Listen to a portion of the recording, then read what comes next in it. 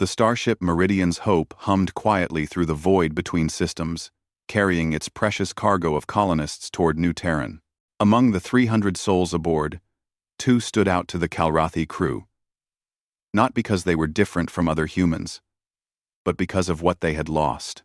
Susan Chen sat in the observation deck, her dark eyes fixed on the stars streaming past. Her husband, Evan, stood behind her, one hand resting gently on her shoulder. Between them hung an absence so profound that even the Calrathi, a species known for their emotional restraint, could sense it. Commander Thralix had reviewed their files. The Chens had lost their daughter Maya 3 months before the colony ship's departure. An accident. Sudden. Final. They had boarded the ship anyway, desperate to escape the memories that haunted every corner of their old life. They keep their grief locked inside, Thralix had observed to his second-in-command. It is the human way. Is it strength or denial?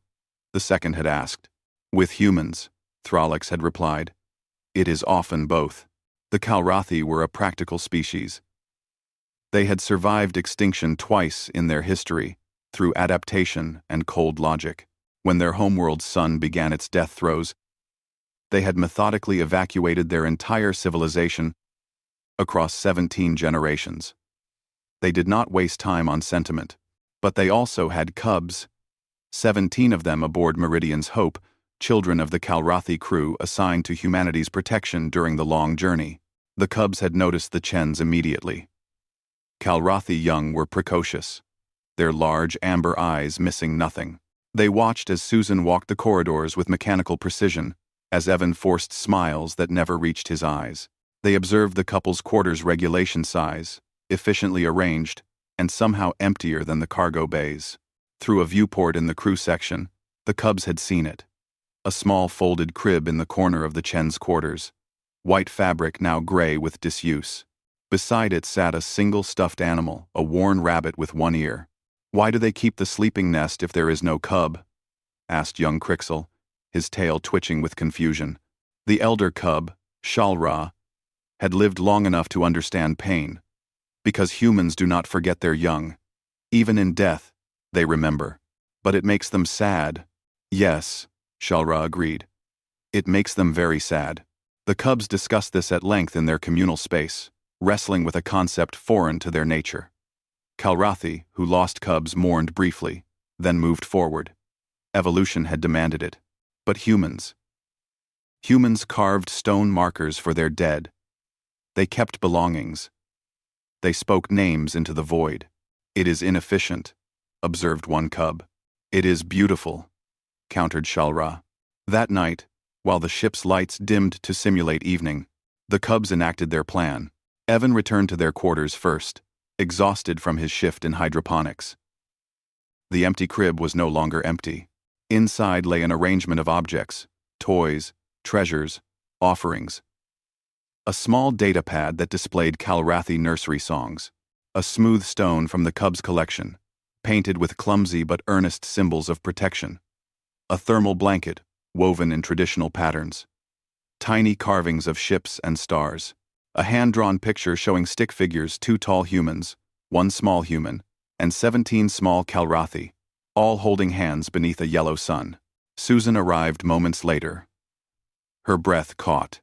They stood together, staring at the crib that had remained untouched for months, now overflowing with the simple treasures of alien children. "They knew," Susan whispered, her voice breaking. "How did they know?" Evan pulled her close. As the tears finally came, the tears she had held back through the funeral, through the packing, through the long nights in space. She sobbed into his chest while he held her, his own face wet. From the ventilation grate above, 17 pairs of amber eyes watched anxiously. "Did we do wrong?" Crixel whispered. "Wait," Shalra replied. After long minutes, Susan straightened. She wiped her eyes and looked at the crib. Then, carefully, she reached in and picked up the painted stone. She held it to her chest, and something shifted in her expression. Not happiness. Not yet. But the first crack in the wall of grief. "Thank you," she said to the empty room, knowing somehow that they were listening. Thank you for remembering her with us. The next day, Susan and Evan appeared in the cubs' common area. The young Kalrathi froze, uncertain. Had they caused offense? Humans were so difficult to understand. Susan knelt down, bringing herself to their level.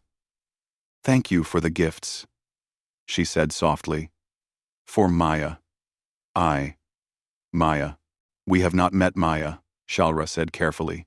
No, Susan agreed. But you honored her memory. That's a gift, more precious than you know. Evan produced a small holoframe. Would you like to see her? The cubs gathered around as the image flickered to life.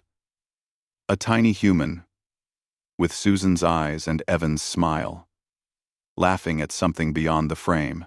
She was beautiful, Shalra said, and meant it. Over the following weeks, something unexpected happened. The cubs began visiting the Chen's quarters. Invited now. Welcome.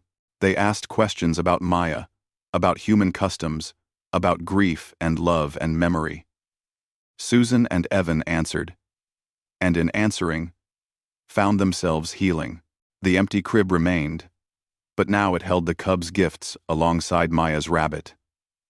A memorial and a bridge between species, between loss and hope, between the past and future.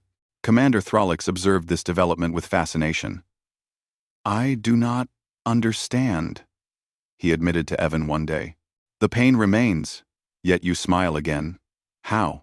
Evan considered the question. Because they reminded us that grief isn't something to survive alone. Your cubs saw our pain and refused to let us carry it in isolation. They filled an empty space with love. That's not just a human thing, Commander. That's a universal thing. But we Kalrathi do not. You did, Evan interrupted gently. Your cubs did. Maybe you've forgotten, but they remember what matters. When Meridian's Hope finally reached New Terran 6 months later, Susan and Evan disembarked carrying the crib. Inside it rode 17 small tokens, each labeled with a cub's name. We'll never forget, Maya, Susan said to the assembled Kalrathi cubs at the farewell ceremony. And we'll never forget you. You taught us that love doesn't die, it transforms. It expands. It reaches across stars and species. Shalra stepped forward, speaking for all the cubs. Then we have learned too. We learned that remembering is not weakness. It is the strongest thing humans do. As the colonists filed out toward their new world, Commander Throlix watched the cubs weeping openly, a sight no adult Kalrathi would display. He started to correct them, then stopped. Perhaps, he thought, there were things even his ancient, practical species had yet to learn about survival, about what truly mattered, about being human, and about what happened when you let humanity into your heart.